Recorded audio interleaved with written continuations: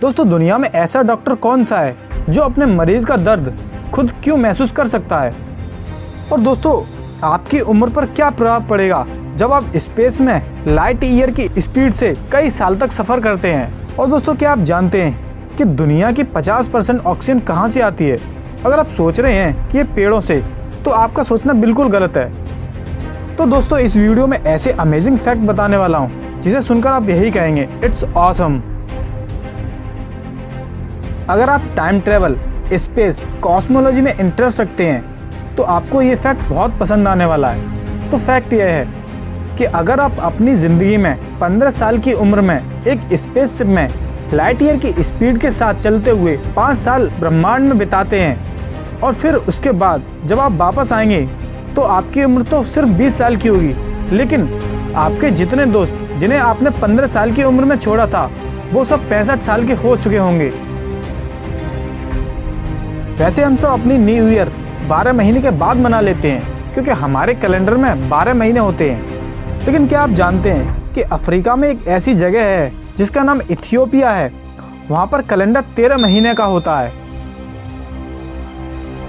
दोस्तों इस दुनिया में कैट यानी कि बिल्लियों की कई सारी प्रजातियाँ हैं। कुछ पालतू होती हैं और कुछ क्यूट भी होती हैं।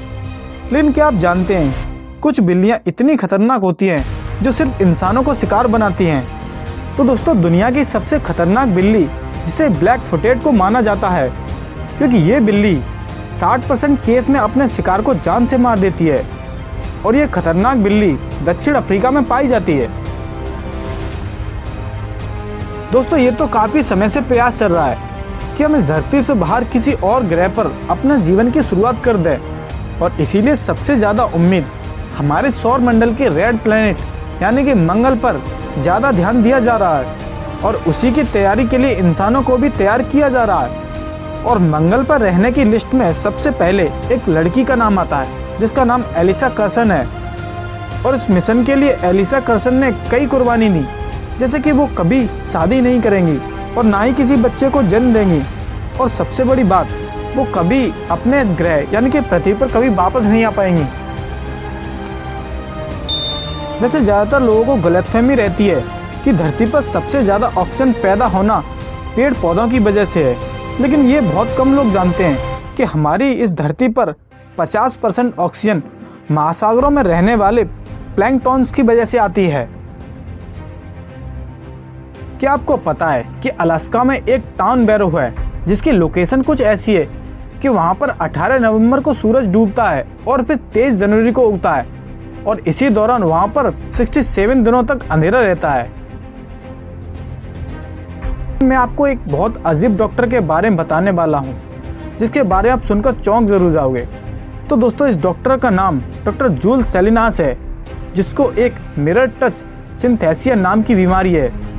दोस्तों इस बीमारी की एक बहुत अजीब बात है कि जब ये डॉक्टर किसी मरीज को छूता है तो उसका दिमाग उस व्यक्ति को होने वाले दर्द को उस डॉक्टर को भी महसूस कराने लगता है ना अमेजिंग।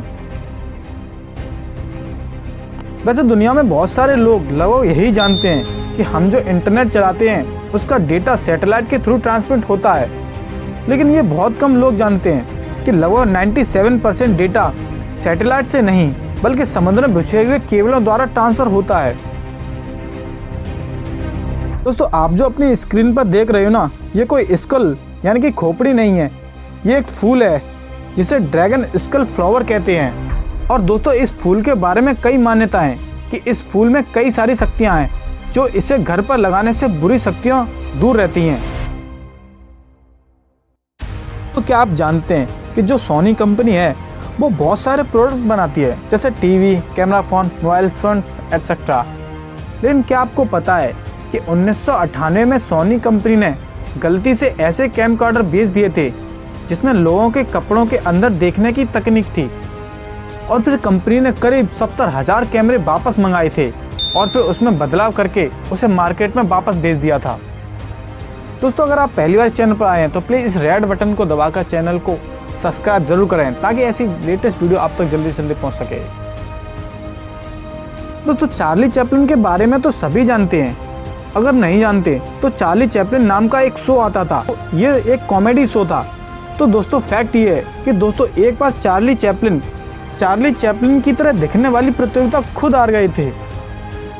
दोस्तों, जब हम हंसते हैं या कभी रोते हैं, आंसू लगभग हर कंडीशन में निकलते हैं। लेकिन क्या आपको पता है कि अगर कोई खुश होता है तो पहला आंसू दाहिनी आंख से निकलता है और दुख का आंसू हमारी बाईं आंख से निकलता है। दोस्तों, जो भी लोग इंडिया में रहते हैं उनके पास अपना अपना आधार कार्ड है। लेकिन क्या आपको पता है कि दुनिया का सबसे पहला आधार कार्ड रंजना सोनावने का बना था।